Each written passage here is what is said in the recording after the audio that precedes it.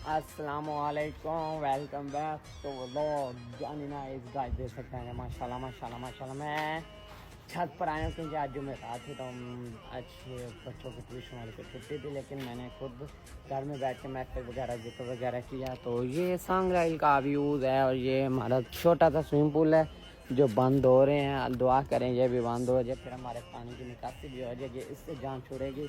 तो गाइस ये देखें हमारे पीछे भट्ठा चल रहा है।